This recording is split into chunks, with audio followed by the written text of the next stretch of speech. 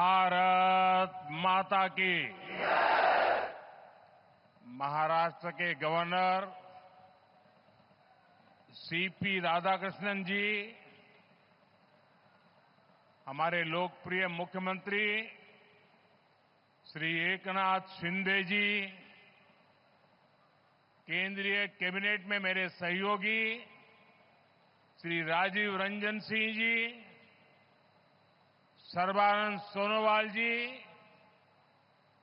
महाराष्ट्र के उप मुख्यमंत्री देवेंद्र फडणवीस जी, अजीत दादा पवार जी, केंद्रीय मंत्रिमंडल के मेरे अन्य सहयोगीगण, महाराष्ट्र सरकार के मंत्री, अन्य महानुभाव और मेरे प्यारे भाइयों एवं बहनों, आज संत सेनाजी महाराज यांची पुण्यतिथी। मी त्यांना नमन करतो।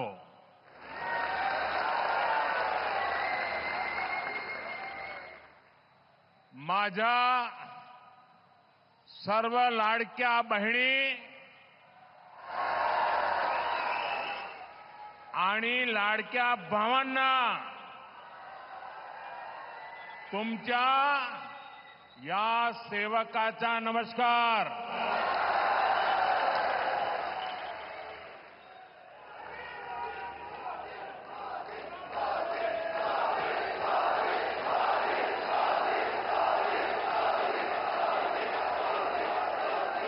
साथियों, आज इस कार्यक्रम की चर्चा करने से पहले मैं अपने हृदय के भावों को व्यक्त करना चाहता हूं। जब 2013 में भारतीय जनता पार्टी ने मुझे प्रधानमंत्री पद के उम्मीदवार के रूप में निश्चित किया, तो मैंने सबसे पहला काम किया था रायगढ़ के किले पर जाकर के छत्रपति शिवाजी महाराज की समाधि के सामने बैठ करके प्रार्थना की थी। एक भक्त अपने आराध्य देव को जिस प्रकार से प्रार्थना करता है, उसे भक्ति भाव से आशीर्वाद लेकर के मैंने राष्ट्र सेवा की एक नई यात्रा का आरंभ किया था। पिछले दिनों सिंधुदुर्ग में जो हुआ,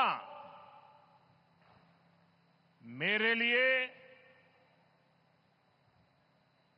मेरे सभी साथियों के लिए छत्रपति शिवाजी महाराज ये सिर्फ नाम नहीं है।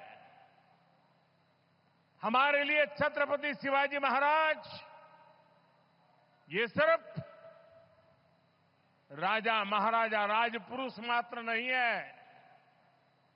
हमारे लिए छत्रपति शिवाजी महाराज आराध्य देव है।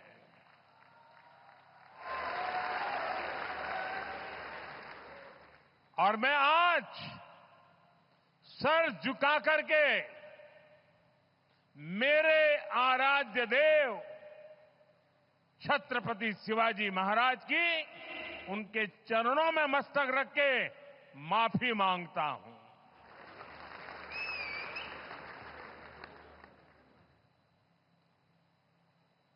हमारे संस्कार अलग है।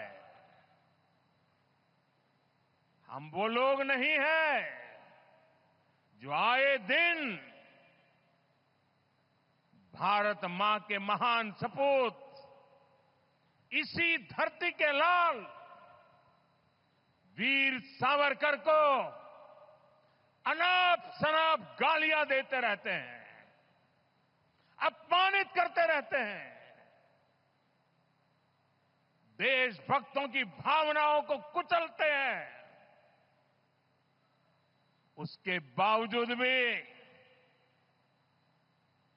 वीर सावरकर को गालियां देने के बावजूद भी माफी मांगने को जो तैयार नहीं है, अदालतों में जाकर के लड़ाई लड़ने को तैयार है, इतने बड़े महान सपूत का अपमान करके जिनको पश्चाताप नहीं होता है, महाराष्ट्र की जनता उनके संस्कार को अब जान ले। और ये हमारे संस्कार है कि इस धरती पर आते ही आज मैंने पहला काम मेरे आराध्य देव छत्रपति शिवाजी महाराज में उनके चरणों में सर झुका करके क्षमा मांगने का कर रहा हूं। और इतना ही नहीं, जो लोग छत्रपति शिवाजी महाराज को अपने आराध्य देव मानते हैं, उनके दिल को जो गहरी चोट पहुंची है, मैं ऐसे आराध्य देव की पूजा करने वालों को भी, उनकी भी सर झुका करके क्षमा मांगता हूं। मेरे संस्कार अलग है। हमारे लिए हमारे आराध्य देव से बड़ा कुछ नहीं होता है। साथियों, आज का दिन महाराष्ट्र की विकास यात्रा का एक ऐतिहासिक दिन है। ये भारत की विकास यात्रा के लिए बहुत बड़ा दिन है। विकसित महाराष्ट्र, विकसित भारत के संकल्प का सबसे अहम हिस्सा है। इसलिए पिछले 10 वर्ष हो या अभी मेरी सरकार का तीसरा कार्यकाल, महाराष्ट्र की ये लगातार बड़े फैसले लिए गए हैं। महाराष्ट्र के पास विकास के लिए जरूरी सामर्थ्य भी है, संसाधन भी है। यहां समुद्र के तट भी है। इन तटों से अंतर्राष्ट्रीय व्यापार का सदियों पुराना इतिहास भी है और यहां भविष्य की अपार संभावनाएं भी है। इन अवसरों का पूरा लाभ महाराष्ट्र को और देश को मिले, इसके लिए आज वाढवण पोर्ट की नींव रखी गई है। इस पोर्ट पर 76,000 करोड़ रुपए से ज्यादा खर्च किए जाएंगे। ये देश का सबसे बड़ा कंटेनर पोर्ट होगा। ये देश ही नहीं, दुनिया के सबसे गहरे पोर्ट में से एक महत्वपूर्ण पोर्ट होगा। आज देश के सभी कंटेनर पोर्ट से जितने कंटेनर आते जाते हैं, पूरे देश के टोटल की मैं बात कर रहा हूं, आज जितने टोटल आते जाते हैं उससे ज्यादा कंटेनर का काम अकेले वाढवण पोर्ट पर होने वाला है। आप अंदाज लगा सकते हैं, ये पोर्ट महाराष्ट्र और देश के व्यापार का, औद्योगिक प्रगति का कितना बड़ा केंद्र बनेगा।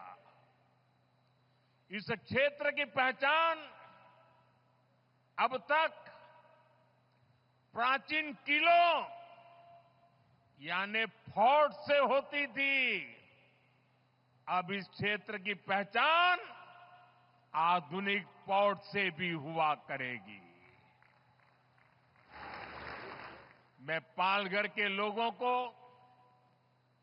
महाराष्ट्र के लोगों को, देश के लोगों को बहुत बहुत बधाई देता हूं।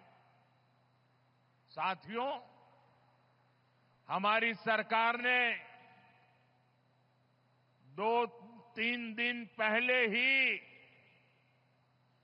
दीघी पोर्ट औद्योगिक क्षेत्र के विकास को भी मंजूरी दे दी है। यानी ये महाराष्ट्र के लोगों के लिए डबल खुशखबरी है। ये औद्योगिक क्षेत्र छत्रपति शिवाजी महाराज की राजधानी रायगढ़ में विकसित होने वाला है। इसलिए ये महाराष्ट्र की पहचान का, छत्रपति शिवाजी महाराज के सपनों का भी प्रतीक बनेगा। दीघी पोर्ट औद्योगिक क्षेत्र से पर्यटन और इको रिसोर्ट को भी बढ़ावा मिलेगा। साथियों, आज यहां मच्छीमार भाई बहनों के लिए भी 700 करोड़ रुपए से ज्यादा की विकास परियोजनाओं का शिलान्यास किया गया है। देश की अलग अलग जगहों पर 400 करोड़ रुपए से ज्यादा की परियोजनाओं का उद्घाटन भी यहीं से हुआ है। इन सब प्रोजेक्ट्स के लिए भी अपने मछुआरे भाई बहनों को, आप सभी साथियों को बधाई देता हूं। वाटवन पोर्ट हो, दीघी पोर्ट इंडस्ट्रियल एरिया का विकास हो, फिशरीज की योजनाएं हो, इतने बड़े बड़े काम माता महालक्ष्मी देवी, माता जीवदानी और भगवान तुंगारेश्वर के आशीर्वाद से ही हो रहे हैं।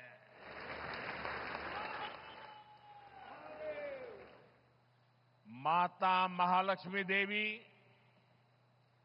माता जीवदानी आणि भगवान तुंगारेश्वर यांना माझे शत शत नमन। साथियों, एक समय था जब भारत को विश्व के सबसे समृद्ध और सशक्त राष्ट्रों में गिना जाता था। भारत की समृद्धि का एक बड़ा आधार था भारत का सामुद्रिक सामर्थ्य। हमारी इस ताकत को महाराष्ट्र से बेहतर और कौन जानेगा। छत्रपति शिवाजी महाराज, उन्होंने समुद्री व्यापार को, समुद्री शक्ति को एक नई ऊंचाई दी थी। उन्होंने नई नीतियां बनाई, देश की प्रगति के लिए फैसले लिए। कभी हमारी ताकत इतनी थी कि दरिया सारंग कान्होजी आंग्रे पूरी ईस्ट इंडिया कंपनी पर भारी पड़े थे। लेकिन आजादी के बाद उस विरासत पर ध्यान नहीं दिया गया। औद्योगिक विकास से लेकर व्यापार तक भारत पीछे ही छूटता चला गया। लेकिन साथियों, अब ये भारत नया भारत है। नया भारत इतिहास से सबक लेता है। नया भारत अपने सामर्थ्य को पहचानता है। नया भारत अपने गौरव को पहचानता है। गुलामी की बेड़ियों के हर निशान को पीछे छोड़ते हुए नया भारत समुद्री इंफ्रास्ट्रक्चर में मील के नए पत्थर लगा रहा है। साथियों, पिछले एक दशक में भारत के समुद्री तटों पर विकास को अभूतपूर्व गति मिली है। हमने बंदरगाहों को आधुनिक बनाया है। हमने जलमार्गों को विकसित किया है। जहाजों को बनाने का काम भारत में हो, भारत के लोगों को रोजगार मिले, सरकार ने इस पर जोर दिया है। इस दिशा में लाखों करोड़ रुपए का निवेश हुआ है। आज इसके परिणाम भी हमें देखने को मिल रहे हैं। ज्यादातर पोर्ट की क्षमता पहले की तुलना में दोगुनी हो गई है। निजी निवेश भी बढ़ा है। जहाजों के आने जाने के समय में भी कमी आई है।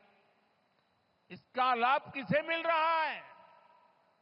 हमारे उद्योगों, हमारे व्यापारियों, जिनकी लागत कम हुई है। इसका लाभ हमारे युवाओं को मिल रहा है, जिन्हें नए अवसर मिल रहे हैं। इसका लाभ उन नाविकों को मिल रहा है, जिनकी सुविधाएं बढ़ी है। साथियों, आज वाटवर्ण पोर्ट पियर पूरी दुनिया की नजर है। दुनिया में वाटवर्ण पोर्ट की बराबरी करने वाले 20 मीटर जितनी गहराई वाले बहुत कम बंदरगाह है। इस पोर्ट पर हजारों जहाज आएंगे, कंटेनर आएंगे। इस पूरे क्षेत्र की आर्थिक तस्वीर बदल जाएगी। सरकार वाटवर्ण पोर्ट को रेल और हाईवे कनेक्टिविटी से भी जोड़ेगी। कितने ही नए नए व्यापार इस पोर्ट की वजह से यहां शुरू होंगे। यहां वेयर हाउसिंग के काम में बहुत तेजी आएगी। और इसकी लोकेशन, ये तो सोने पर सुहागा है। Western dedicated freight corridor, Delhi Mumbai expressway, सब कुछ बहुत पास है।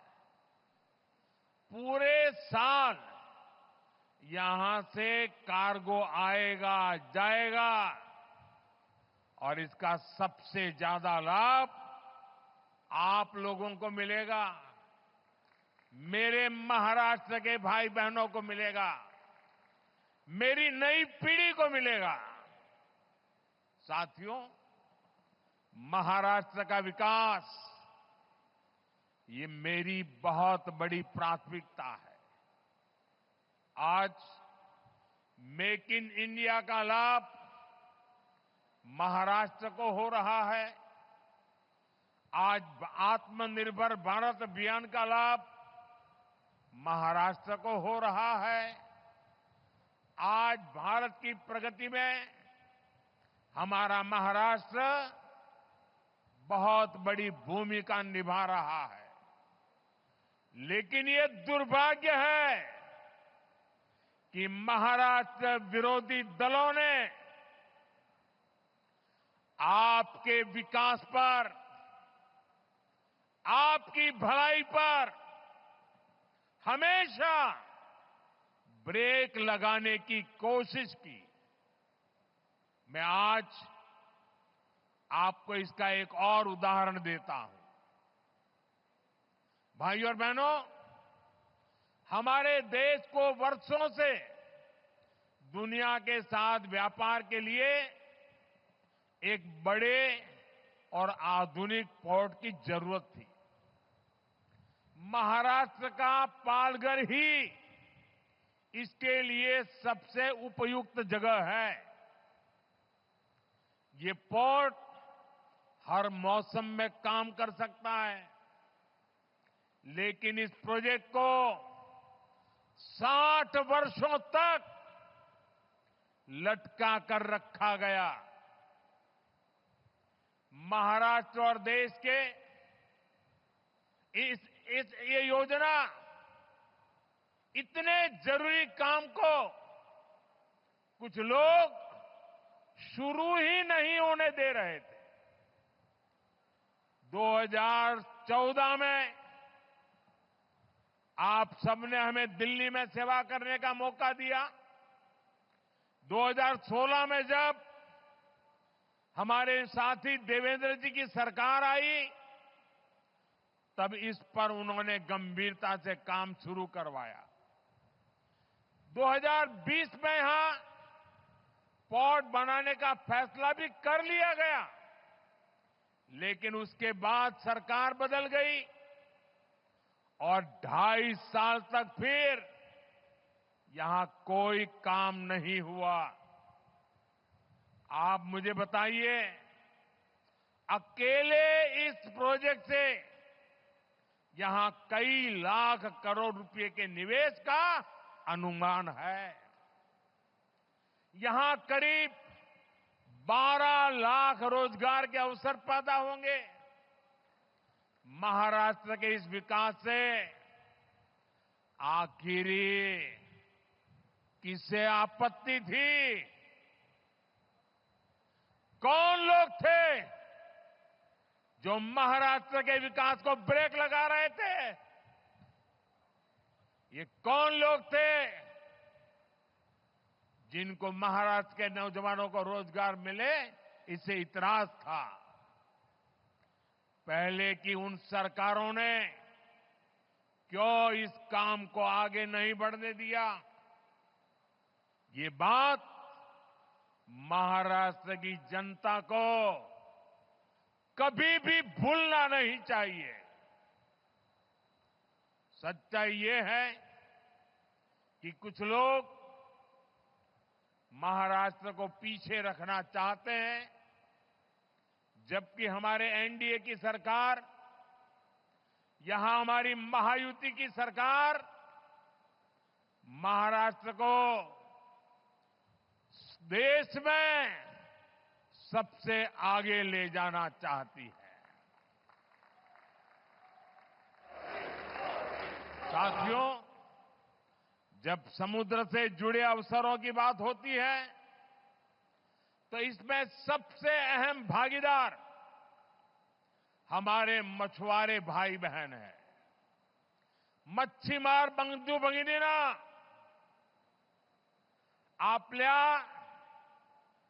5 से 26 मच्छीमाराची गावे, कोळीवाडे आणि 15 लाख मच्छीमारांच्या लोकसंख्येसह महाराष्ट्राचे मत्स्यपालन क्षेत्रातील योगदान खूप मोठे आहे। अभी मैं पीएम मत्स्य संपदा के लाभार्थी साथियों से बात भी कर रहा था। इनके परिश्रम से 10 वर्षों में कैसे इस सेक्टर की तस्वीर बदली है, कैसे देश की योजनाओं से, सरकार के सेवा भाव से करोड़ों मछुआरों का जीवन बदल रहा है। ये आज हमें देखने को मिल रहा है। आपकी मेहनत ने कितना कमाल किया है, ये जानकर आपको भी खुशी होगी। आज भारत दुनिया का दूसरा सबसे बड़ा मछली उत्पादक देश बन गया है। 2014 में देश में 80 लाख टन मछली का ही उत्पादन होता था। आज करीब करीब 170 लाख टन मछली का उत्पादन भारत कर रहा है। यानी सिर्फ 10 साल में मछली का उत्पादन आपने 2 गुना कर दिया है। आज भारत का सी फूड निर्यात भी तेजी से बढ़ रहा है। 10 साल पहले देश से 20,000 करोड़ रुपए से कम का झींगा निर्यात होता था। आज 40,000 करोड़ रुपए से ज्यादा की झींगा निर्यात होता है। यानी झींगा का निर्यात भी आज 2 गुने से ज्यादा हो गया है। हमने जो ब्लू रिवॉल्यूशन स्कीम शुरू की थी, उसकी सफलता चारों तरफ दिख रही है। इस योजना से रोजगार के लाखों नए अवसर तैयार हुए हैं। आमच्या सरकारच्या निरंतर प्रयत्नामुळे कोट्यावधी मच्छीमारांचे उत्पन्न वाढले आहे, त्यांचा जीवन स्तर सुधारला है।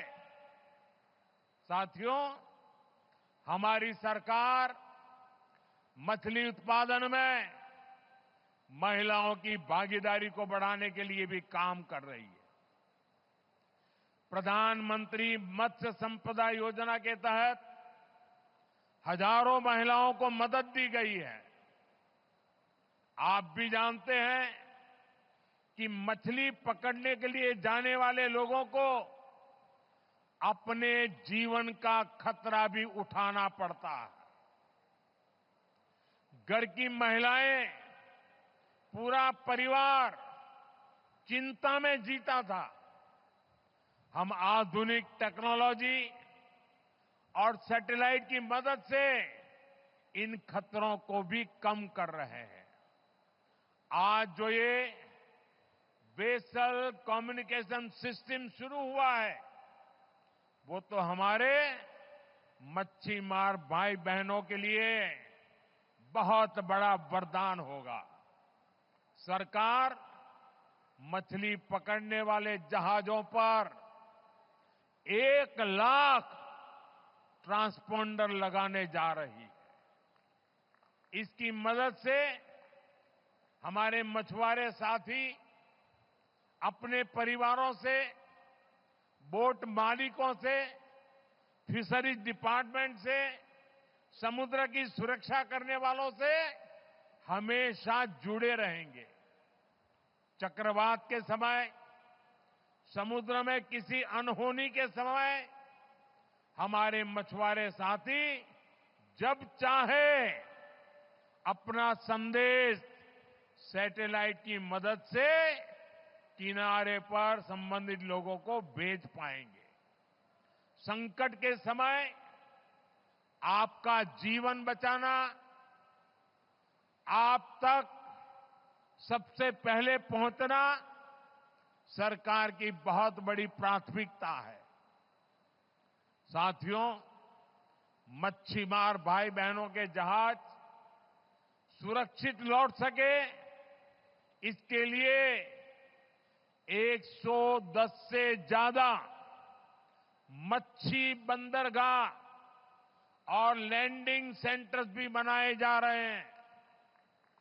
कोल्ड चेन हो, प्रोसेसिंग की व्यवस्था हो, नाव के लिए लोन की योजना हो या पीएम मत्स्य संपदा योजना हो, ये सारी योजनाएं मच्छीमार भाई बहनों के हित के लिए ही बनाई गई है। हम तटीय गांवों के विकास पर और ज्यादा ध्यान दे रहे हैं। आपका सामर्थ्य बढ़ाने के लिए मच्छीमार सरकारी संस्थाओं को भी, सहकारी संस्थाओं को भी मजबूत बनाया जा रहा है। साथियों, पिछड़ों के लिए काम करना हो या वंचितों को अवसर देना हो, बीजेपी और एनडीए सरकारों ने पूरे समर्पण भाव और ईमानदारी से काम किया है। आप देखिए, देश में इतने दशकों तक मच्छीमार भाई बहनों और आदिवासियों की क्या स्थिति रही। पुरानी सरकारों की नीतियों में हमेशा इस समाज को हाशिए पर रखा गया। देश में इतना बड़ा आदिवासी बहुल क्षेत्र है, फिर भी आदिवासियों के कल्याण के लिए कभी एक विभाग तक नहीं बनाया गया। अलग जनजातीय मंत्रालय की स्थापना भाजपा एनडीए सरकार ने ही की थी। हमारी ही सरकार ने मछुआरों के कल्याण के लिए अलग मंत्रालय भी बनाया। हमेशा उपेक्षित रहे आदिवासी इलाकों को अब पीएम जनमन योजना का लाभ मिल रहा है। हमारा आदिवासी समाज, हमारा मच्छीमार समाज आज भारत की प्रगति में बड़ा योगदान दे रहा है। साथियों, आज मैं महायुति की सरकार की एक और बात के लिए विशेष रूप से सराहना करूंगा।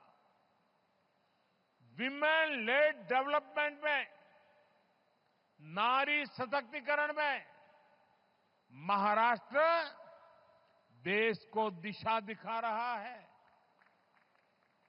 आज महाराष्ट्र में अनेक उच्च पदों पर महिलाएं बहुत ही शानदार काम कर रही है। राज्य के इतिहास में पहली बार मुख्य सचिव के रूप में सुजाता सौनिक जी राज्य प्रशासन का मार्गदर्शन कर रही है। पहली बार राज्य के पुलिस फोर्स की प्रमुख डीजीपी रश्मि शुक्ला जी नेतृत्व कर रही है। पहली बार राज्य के फॉरेस्ट फोर्स की प्रमुख के रूप में शोमिता बिस्वास जी लीड कर रही है। पहली बार राज्य के कानून विभाग के प्रमुख के रूप में श्रीमती सुवर्णा केवले जी बड़ी जिम्मेदारी संभाल रही है। इसी तरह राज्य के प्रिंसिपल अकाउंटेंट जनरल के रूप में जया भगत जी ने कमान संभाली हुई है और मुंबई में कस्टम्स डिपार्टमेंट का नेतृत्व प्राची स्वरूप जी के हाथों में है। मुंबई की विशाल और मुश्किल भरे अंडरग्राउंड मेट्रो 3 को मुंबई मेट्रो की एमडी अश्विनी भिड़े जी लीड कर रही है। उच्च शिक्षा क्षेत्र में भी महाराष्ट्र में महिलाएं नेतृत्व कर रही है। महाराष्ट्र हेल्थ यूनिवर्सिटी के कुलगुरु के रूप में लेफ्टिनेंट जनरल डॉक्टर माधुरी कानिटकर जी नेतृत्व कर रही है। महाराष्ट्र के स्किल्स यूनिवर्सिटी के पहले कुलगुरु के रूप में डॉक्टर अपूर्वा पालकर जी नई पहल कर रही है। ऐसे कितने ही बड़े और बहुत जिम्मेदार भरे पद हैं जहां महाराष्ट्र में नारी शक्ति अपने श्रेष्ठ प्रदर्शन कर रही है। इनकी सफलता इस बात का प्रमाण है कि 21वीं सदी की नारी शक्ति समाज को नई दिशा देने के लिए तैयार है। यही नारी शक्ति विकसित भारत का बहुत बड़ा आधार है। साथियों, सबका साथ, सबका विकास, सबका विश्वास और सबका प्रयास, ये एनडीए सरकार का मंत्र है। मुझे विश्वास है आप सबके सहयोग से हम महाराष्ट्र को विकास की नई ऊंचाई पर ले जाएंगे। आप महायुति सरकार पर अपना आशीर्वाद बनाए रखिए। एक बार फिर आप सभी को देश के सबसे बड़े पोर्ट के लिए, अनेक अनेक मच्छीमार भाइयों के लिए, योजनाओं के लिए अनेक अनेक शुभकामनाएं देता हूं, बधाई देता हूं। मेरे साथ बोलिए, भारत माता की। दोनों हाथ ऊपर करके पूरी ताकत से बोलिए, भारत माता की। आज आपके साथ समंदर की हर लहरें भी अपना सूर जोड़ रही है। भारत माता की, भारत माता की, भारत माता की। बहुत बहुत धन्यवाद।